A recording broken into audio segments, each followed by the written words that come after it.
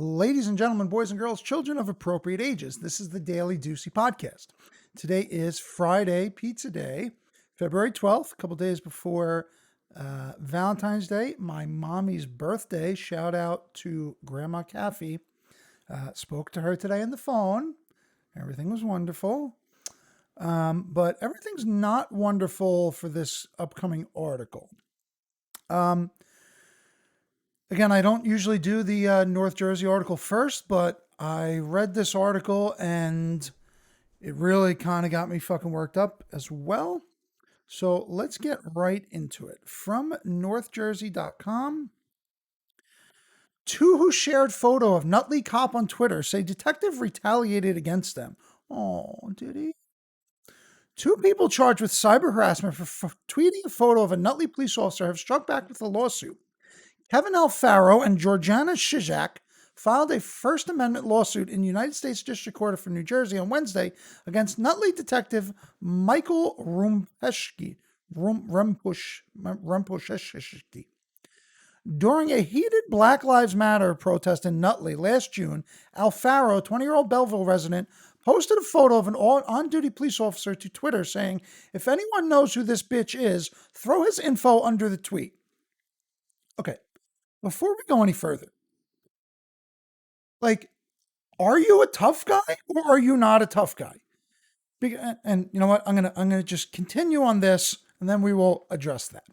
In the lawsuit, Alfaro, who's a chump, I went through this whole thing of finding all these pictures and everything of all these people who are going against the cops in this situation, and they're all fucking fat nerds. So they're all goofballs, first of all. So I guess maybe that kind of plays more into what I'm about to say here. But in the lawsuit, Alfaro claims at least two counter-protesters shouted at him that they were going to fuck him up, and that he was frustrated when the closest police officer, later identified as Detective PJ Sandomenico, didn't do anything about the threats of physical violence to him or other protesters. Okay, let's break that down a little bit. You're at a BLM protest, which, fine. George Floyd was fucking repugnant, and I'm okay with protesting for that. I went to the fucking One Heights, no problem. But I also find it hard to believe that these kids were just standing here and not talking shit to the cops, which is what they do at every single BLM protest. So if this was just a straight Black Lives Matter, we need to take care of black people protest, no problem. But that has pretty much never been the case. And as you can see, from New York to Portland to Chicago to Milwaukee to Dallas to LA, cops are getting literally spit on all day and getting shot in the head. So you're at a fucking protest that is basically an anti-cop protest, and other people are talking shit to you. I'm sure you said something back to them. Kevin Alfaro, you fucking herb from Belleville. You were just standing there, right? And these guys came up to you and said, "I'm going to fuck you up," right? Is that what happened? And then once people actually stepped up to you, you wanted to run to the popo. And now the popo didn't want to help you because you've been talking shit the whole time. Although nobody got fucking beat up, bud. This whole article's like, hey, these people didn't beat the shit out of Kevin Alfaro. So in reality, nothing happened. So then he takes a picture of the cop and says, "If anyone knows who this bitch is, throw his info under this tweet." So what are we to assume that you want this guy's personal info, who has a wife and two kids locally? Okay, so why do you want this guy's info? Because you didn't get beat up in the fucking first place. So what's the problem here? Just because he didn't fucking yell at the people that were yelling back at you? You're such a fucking baby. And you know what? Let's get into it. Kevin Alfaro and a fucking bunch of other fucking geeks in here too. I wish I had fucking more. Yeah.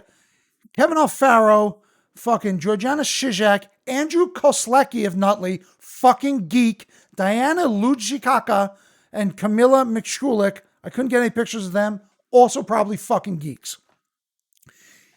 If you want to be fucking tough guys, that's why this whole thing, and the Capitol fucking rioters also involved in this, because while you broke into the fucking Capitol, you didn't actually fucking siege anything. You didn't fucking take over the government. You did dick. And now all the people that siege the Capitol are going to go to fucking jail, as they should. If you want to start a fucking revolution, have a revolution, babe. Go at it. But that means most of your people are going to die and there's going to be fighting. Do you believe in it that much? Did the fucking the colonialists, the fucking patriots or whatever, who are fighting the fucking British, just go and fucking talk shit to them and beg them and plead them to fucking leave? So that's what I'm saying. Do I think people should overthrow the fucking government? No. I but I have more respect for that and actually doing something than just fucking complaining all day. And then when somebody wants to physically step up to you, you fucking run for the police that you've been calling for. So all these fucking, I'm not even going to call them BLM protesters. We'll call them Antifa protesters or anti-police, defund the police protesters. When other people come to fuck you up, who do you think's there to save you? You fucking fat geeks.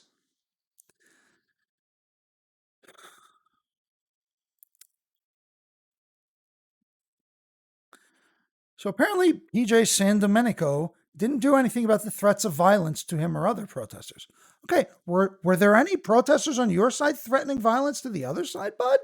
Hmm. Instead, San Domenico appeared to be befriending those who threatened Mr. Alfaro.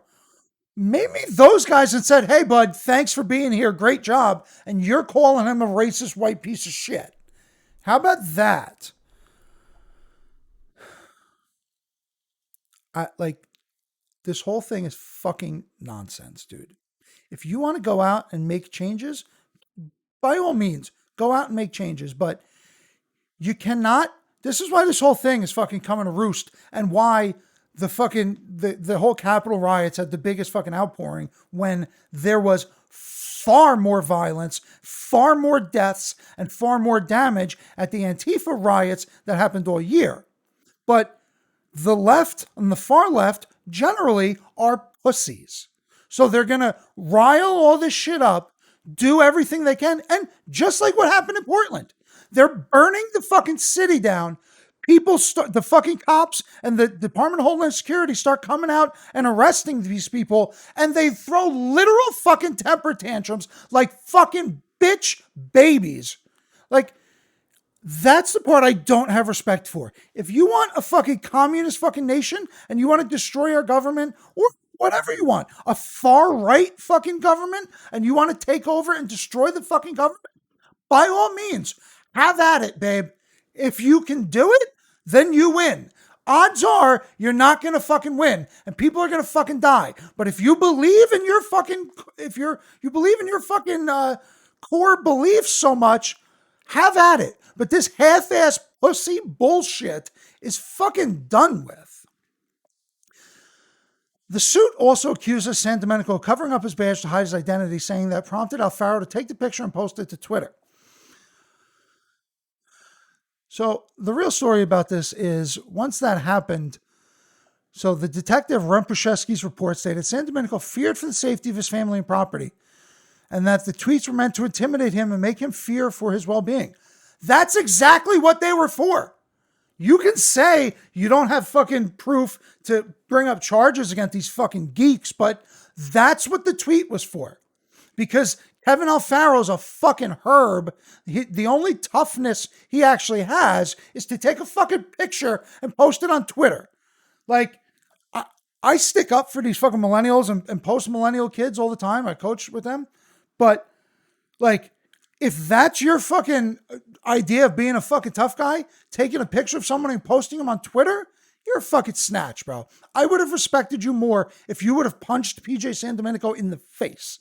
And let's be fair. Anybody who knows me, even though I'm wearing my Kamal Judo fucking sweatshirt today, I'm not some fucking tough guy by any means. I'm not punching anybody in the face, okay? But I'm also not talking shit and then fucking not backing it up. I don't know what to tell you. Let's just fucking move on. Now, we're going to go into our crypto section with a nice story and the crypto update. Deucey Crypto Update, 212, 144 p.m. We have Bitcoin basically even for the day at 47,338. Ethereum up another 1.95% at 1,830. I believe that's still an all-time high, getting up closer to 2,000. We have XRP up almost 10% today at 58 cents, which is fantastic. And we have Doge climbing down again, 1.75 down. Miami Council supports mayor's move to offer city workers salaries in Bitcoin. The City Commission of Miami is now looking into the feasibility of allowing Miami residents to pay taxes and receive salaries in Bitcoin. Mayor Francis Suarez has proposed an official resolution that would see Bitcoin become an acceptable payment instrument in various parts of the city's administration. I want to thank the City of Miami commissioners for supporting my resolution, which directs a city manager, after analysis, to procure a vendor to be able to offer our employees to get a percentage of their salaries in Bitcoin, allow our residents to pay for fees in Bitcoin. The resolution would also put a proposition before the state legislature that, if successful, would see Bitcoin as an acceptable investment for municipal funds. That's fucked. Now, see, that's big. And I didn't even, to be fair, I didn't read this far in the article. But it's a wonderful, Suarez said, it's wonderful to be very crypto forward city. And I want to thank my commission colleagues for allowing that to happen. Okay, so first and foremost, fucking Miami and Austin right now are killing it. Now, you can say they're in states that are allowing a lot less COVID restrictions, but whatever. But like almost all the fucking celebrities and comedians shit like that are moving down to either Austin or Miami, almost all of which from California and New York are going down there. There's no state income taxes. Shit's much more wide open. Like, you can go out to a restaurant right now and just hang out and have a fucking good old time. Now, to be fair, I think climate has a lot to do with COVID. So you being able to be outside more, getting more vitamin D from the sun, this and that, I think that has a big thing to do with it. But they're going for it. And Miami now is going for it in a crypto way, which, listen, these things are going to happen. Miami's just one city. Like, we got, every time a city or state or something like this picks up Bitcoin, the price is going to go up. So we got 50 states and tons of fucking cities and all types of shit. So that's why, like, when we were down to like 3,000 fucking couple years ago, and you're like, well, it's going to be 500,000. You're like, well, yeah, maybe fucking 20 years from now. But this is actual, that 2017 and early 2018 was like that was like a fake out, because now all the institutional money and state money and municipal funds, municipal bonds in crypto, the price is going to pump up astronomically. Hopefully by the end of the year, we're at 100,000. Now, one thing I do kind of want to say is Bitcoin itself, for the municipal funds and bonds, certainly could be a good thing. I don't know if it's really that great to pay your taxes with it, or, I mean, you can get it as your salary, but again, Bitcoin's more of like a gold, where it's something you buy to hold on to and it increases in value and things like that. Bitcoin itself is probably not going to be a great, method of payment. But some of the other coins like Ripple and Litecoin, even Ethereum, but Ethereum is more of a blockchain up and upon itself. But honestly, this is all good news. And it's all really good news for Bitcoin, really good news for crypto, and just continual fucking awesome news for Miami, where my boy Joey Metcalf is fucking killing it. Elon Musk is serious about making Tesla Roadster hover with rocket technology. And Elon was on Joe Rogan's podcast. I watched about 20, 30 minutes of it today, and he's just fucking awesome, dude. Him and Rogan are two of my favorite fucking celebrities in the fucking world right now. And they're both just killing it. And I cannot fucking wait to get my Tesla. Elon Musk is serious about making the upcoming Tesla Roadster hover with rocket technology in new comments about the electric supercar. When first unveiling the vehicle, Tesla claimed a list of impressive specs for its new Roadster, including 0 to 60 in 1.9 seconds, 620 miles of range, and more. See, that's the fucking crazy shit. 620 miles of range. Like when I had my smart car, I had the gas one. It cost me about $8 to fill it up and lasted about a month. But my buddy had the electric smart car, and that shit only had a 70-mile range. And it takes like hours to charge that shit up. So like if you forgot to plug your fucking phone in, like your car, like you're fucked. Like you gotta get an Uber because that shit's gonna take forever to charge. Now, Tesla has like a whole network of these superchargers and shit. So that doesn't take that long, but fuck, man, 620-mile range without having to fucking get gas ever. The CEO has been also teasing those specs as the base specs, and other versions should have even crazier performance. Crazier performance. I love how he calls it the Model Plaid and Plaid Plus, like in Spaceballs. In an interview with Joe Rogan, the CEO said that Tesla is really planning on incorporating this technology and making the vehicle hover. We are going to throw some rocket technology in that car. I want it to hover.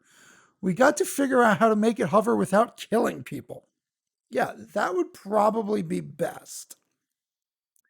I thought maybe we make it hover, but not too high. You make it hover like a meter above the ground or something like that. Something where if you plummet, you blow the suspension, but you aren't going to die. Maybe 6 feet. You probably just put a height limit on it. Holy shit. When asked if you'll be able to move while hovering, he confirmed that you'll be able to. You'd go pretty fast, but you are going to be time limited. It's going to use a super high pressure air body. The standard version will have a back row with 2 small seats, like child seats in a Porsche or something. Or if you get the SpaceX option package, then in that place there are 2 seats as a high pressure carbon overwrapped pressure vessel, something at 10,000 psi, and a bunch of thrusters. Wow, dude. So the Roadster's coming out, and that shit's supposed to be like super fire. Is that the Roadster? I think so. But 0 to 60 in 1.9, 620-mile range, and it fucking flies. But we're in 2021 right now. Like by the time my kid, who's 3 and 1 kids, by the time they're in fucking college, we're it's not going to seem like the same fucking place, dude. Like I guess it's really kind of blows my mind. I graduated college in 06, 07, a couple extra classes. But that was fucking 14 years ago, dude. And it really blows my mind because it doesn't seem like that long ago. But then I think about like the computer I had and the fucking sidekick I had in college. I got my first touchscreen phone, that Android G1. I think I was like a junior in college or something like that. So shit goes really fast. And I don't even know where the fuck we're going to be after that. Now, we're going to end out on this. I should have probably switched the Elon story at the end to land on something kind of, at least sort of happy. Twitch investigating bug that won't allow autistic users to self-identify in profiles. Users report not being able to use the word autistic in profiles due to Twitch's auto-mod flagging the word. Multiple streamers are reporting issues with being able to self-identify as autistic in their Twitch profiles using certain words. So there's something really strange happening on Twitch. Twitch's bio will fail moderation if they contain multiple minority statuses back-to-back in certain combinations. So basically, IGN tested this and confirmed Dale's observations. With certain combinations of descriptors, including the word autistic, being automatically rejected while others were permitted. In a separate conversation with IGN, Dale noted that the issue didn't appear to be tied to automod settings across the platform and was rather specific only to user profiles. So Twitch responded, "We have been experimenting with the use of automod across user profiles and bios as part bios. See, that's BIOS is a word for the computer BIOS, but BIOS, as in multiple BIOS, is different.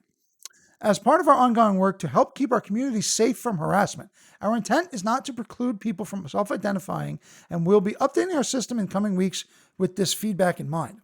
And I'm not going to go deep into this fucking PogChamps guy, but Twitch is really really starting to fucking lean heavily left, and it's starting to fucking get on my nerves. Like they're banning people constantly now. They're not letting you, even if you're autistic, you're not allowed to put fucking autistic in there. And this guy was basically the most popular emote on Twitch forever. And he said some stupid shit about like the girl who got shot in the Capitol, and he was a Trump supporter, so obviously they fucking cut him off. But it wasn't even really anything like, he called her like a martyr, which again is stupid, but it wasn't anything offensive or disrespectful. Yet they took him out of fucking there just because he quoted something and he was on the right, to be fair. So this is just another example of Twitch is owned by Amazon, and I fucking love Amazon, so that's why this gets me a little upset more than usual, but it's just another fucking big tech company telling you what you can and can't say. And this isn't fucking, I'm going to kill you, I'm going to come to your house and kill you. You're not even allowed to describe yourself when this is the point. I don't think people in general should be able to tell other people, especially what do they want to call about themselves. If I want to call myself a white piece of shit, that is more than in my fucking right to do so. So by removing all these options, you're just going to turn something else that is available still onto your platform into one of those bad things. People will just take that and start calling people fucking cantaloupes. And then you're going to have to ban fucking cantaloupes. And you're going to eventually ban every fucking word where you won't even be able to fucking speak on shit like this anymore. And it's happening on multiple different fucking platforms. This was, I honestly didn't even, I literally said, don't do the fucking podcast today because I was going to get fucking worked up. And this shit just bothers me, dude. Like, there's a pussy fucking takeover in this fucking country. And anyone standing up for fucking what they believe in on either side is getting fucking silenced. And to be fair, the right's getting silenced more than the left. But this shit can't go on because the bubble is going to pop.